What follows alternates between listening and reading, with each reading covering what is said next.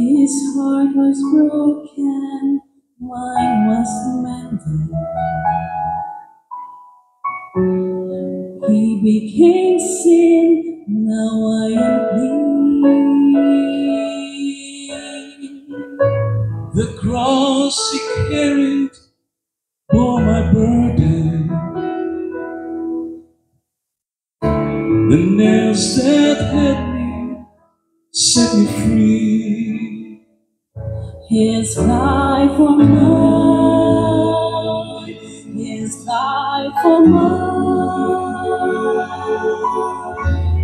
How could it ever be that He would die, that Son would die to save a wretch like me? One love divine, He gave His life for mine. His scars of suffering brought me healing. He spilled His blood to fill my soul. His crown of thorns made me royalty. His sorrow gave me joy untold. His love for mine, His love for mine. How could it ever be that He would die, that Son would die to save a wretch like me? What love divine, He gave His life for mine. He was despised and rejected, strips of His garment and ran. Oh, you man accepted, and I ran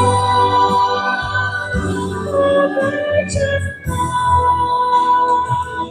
His life for mine, His life for mine. How could it ever be that He would die, that Son would die to save a wretch like me, like me? What love divine, He gave His life for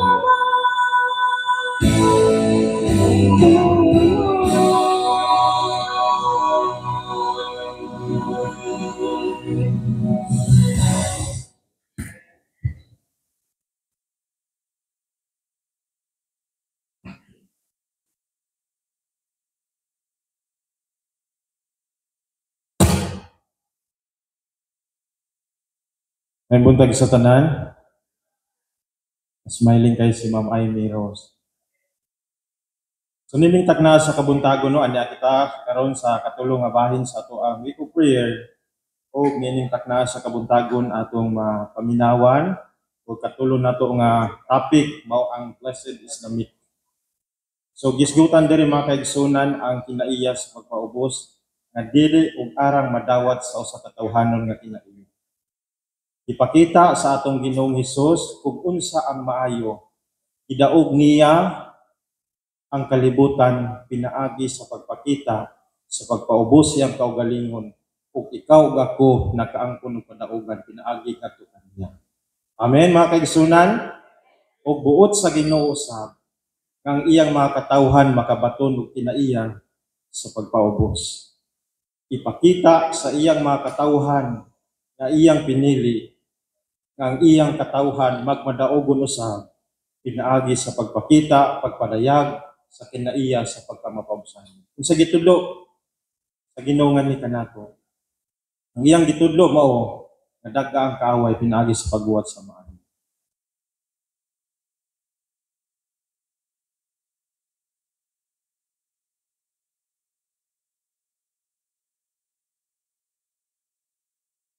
Kanila. So, nining takna sa kabuntagon, mga kaigsunan,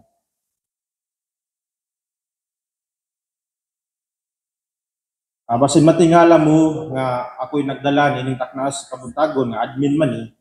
So kini nga part mao ang part ni Ma'am Ching. So si Ma'am Ching karon is wala dire. So gihatag niya ni sa kuha. So basin matingala mo ako'y nagdala, so gihatag ra ni sa kuha mga kaigsunan. So nining takna sa kabuntagon,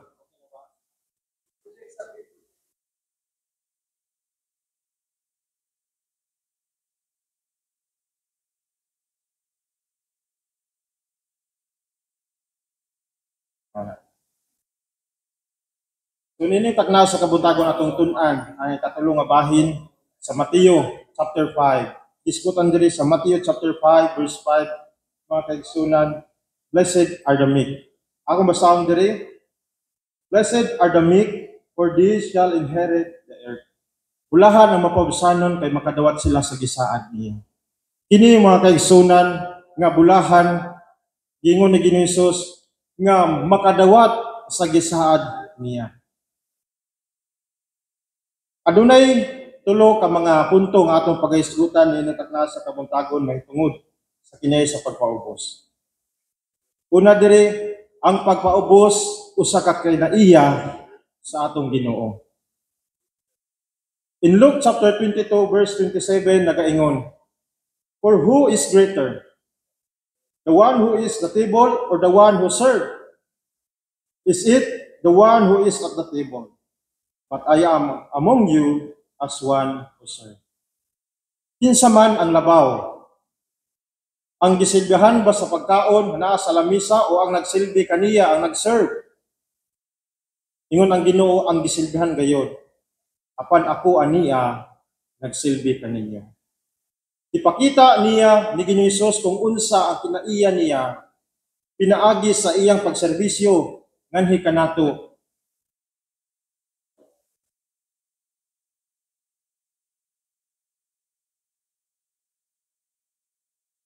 In John chapter 13, 1 up to 17, disgutan sa binha mga kaigsunan ang iyang paghugas sa iyang mga tinunan. Iyang gihugasan ang iyang mga tinunan sa pagpakita kung unsa ka importante ang pagpaubos sa kaugalingon. Ipakita niya sa iyang mga tinunan kung unsa ang kaimportante ang pagpaubos sa kaugalingon. Ang tanan mga kaigsunan gusto magpataas. Apan siya nagaingon ang magapataas ipaubos ug kadtong magapaubos ipataas. Ikaduha nga bahin mga kaigsunan, is meekness is the fruit of the Holy Spirit. Una, ang kinaiya sa pagpaubos, kinaiya sa Ginoo.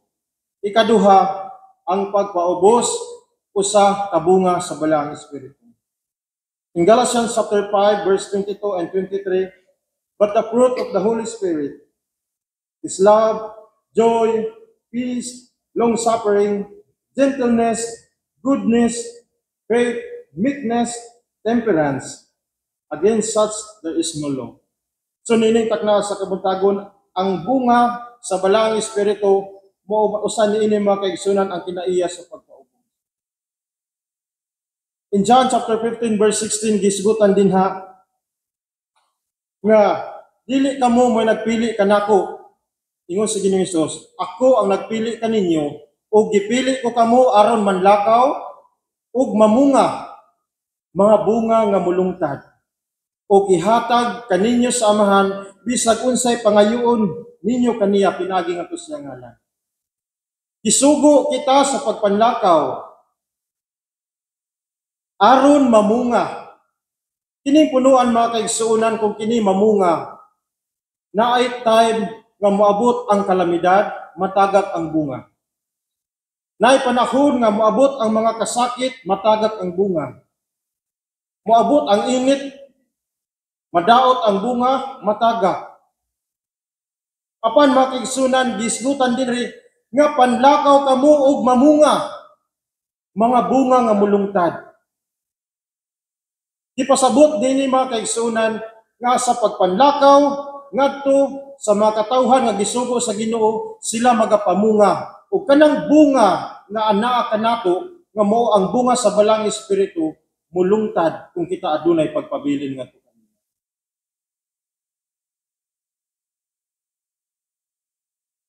Sa diha ang libato si Esteban mga kaigsuonan. Sa diha nga iyang gibuhat, gibarog niya kung unsa ang maayo, kinsa ang Ginoo sa pagpadayag niya ngadto sa mga tawo. Sa diha nga nangasuko sila o gibato niya sila si Esteban mga kaigsuonan sa mga tawo. Si Esteban nagalitok sa mga pulong nga dili malitok sa tawhanon nga pinulungan. Ang pag-ingon nga Ginoo pasaylua sila, ayaw sila pakasada sa ilang gibuhat nga ni kana. Mabuhat ba kana sa tawhanon nga kinaiya? Mga kaigsuonan, ang pagbuhat sa pagpaubos dili mabuhat sa usa ka tawhanon nga kinaiya. Ingon ang Ginoo, sa tawo dili mabuhat apan sa Dios mabuhat. Busa kung kita magapabilin ngadto kaniya, magapabilin kita ngadto kaniya, ang pagpaubos atong mabuhat pinaagi lamang sa iyang panabang. Ikatulo nga punto mga kaigsuonan, tulo lang ni ang atong pagaisgutan.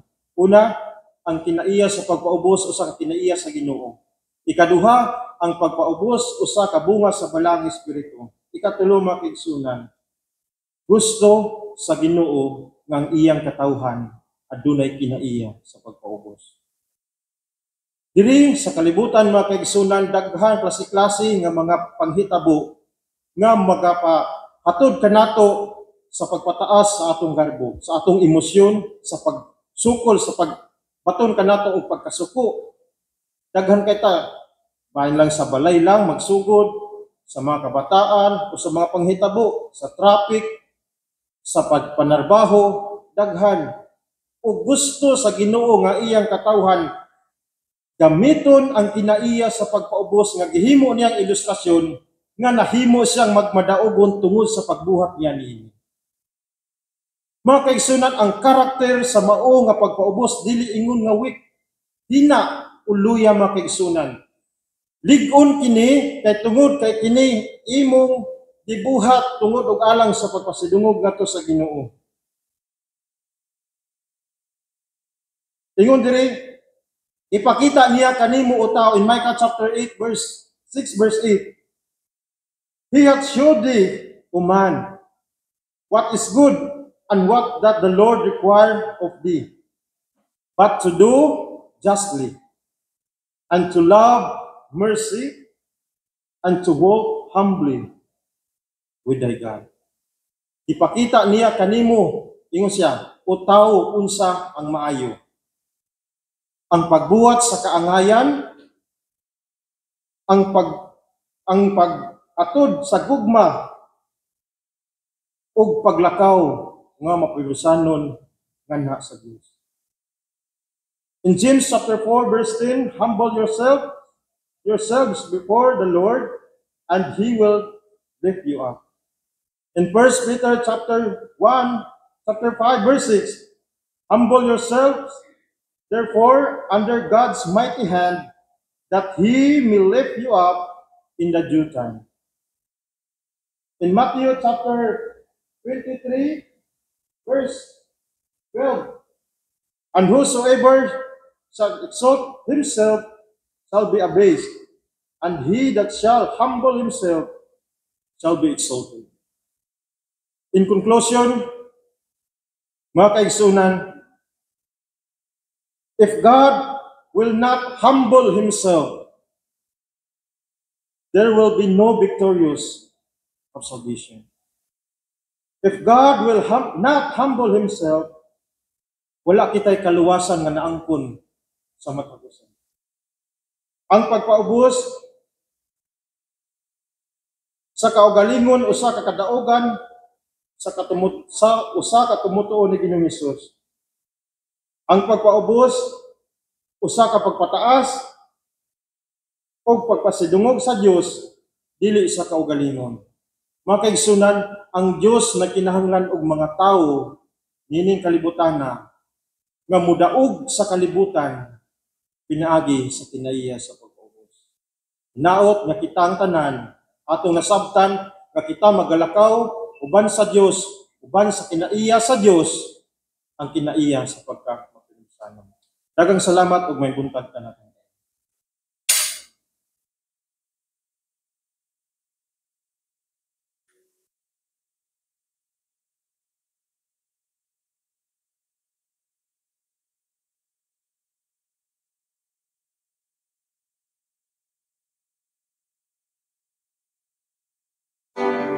For our closing song, let us all rise and sing our theme song, Lead Me, Lord.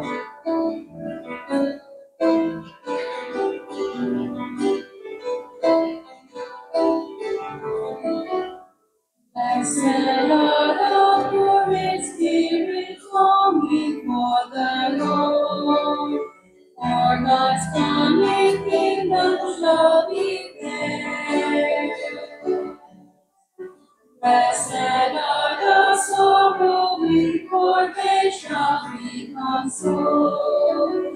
And the meek shall come to rule the world.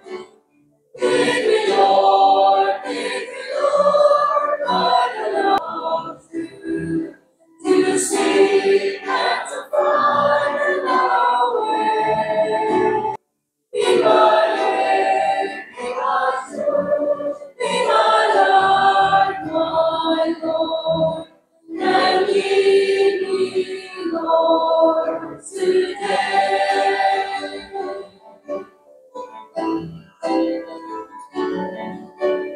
Blessed are the merciful, for mercy shall be theirs, and the pure in heart shall see their God.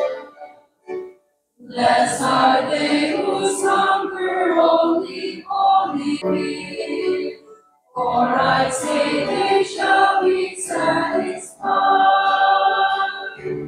Lead me, Lord, by the light of truth, to seek and to find the narrow way. Be my way, be my truth, be my life, my Lord, and lead me, Lord, today.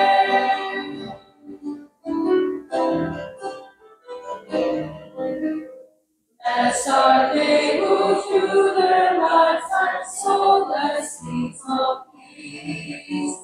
All will call them children of the Lord. Blessed are you, though persecuted in your holy life, for in heaven great is your reward. Lead me, Lord, my light of truth, to seek and to find the narrow way. Be my way, be my truth, be my life, my Lord, and lead me, Lord, to